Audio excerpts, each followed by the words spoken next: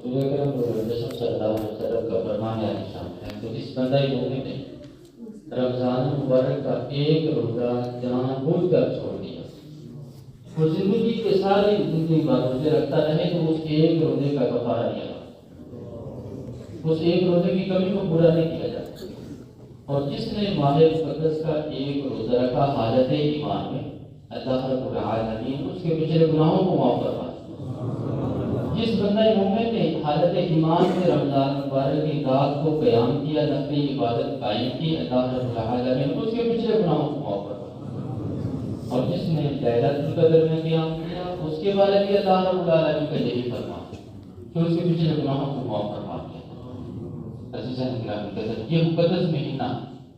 بڑی قسمت سے ملا ہے ہمیں، اس کی قدر کریں، اس کا احترام کریں، اس کا ادب کریں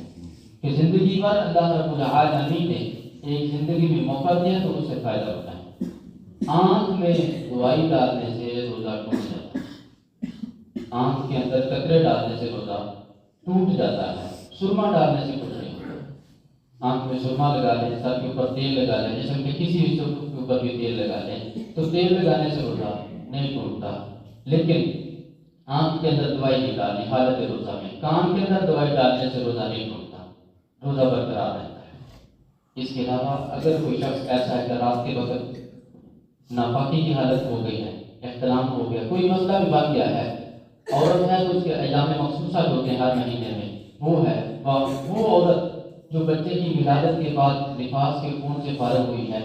اگر اس کے پاس اتنا وقت ہے کہ غسل کر کے سحری کر لے گی، اور وہ شخص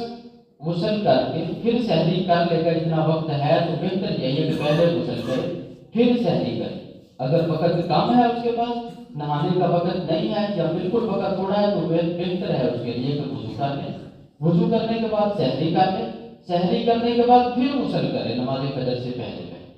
یہ طریقہ آپ سماعت کر لیں کہ وقت کم ہے تو پہلے کھانا کھا لیں، اگر وقت زیادہ ہے تو پہلے غسل کر لیں، پھر آپ سحری کریں۔ اللہ رب العالمین عمل کی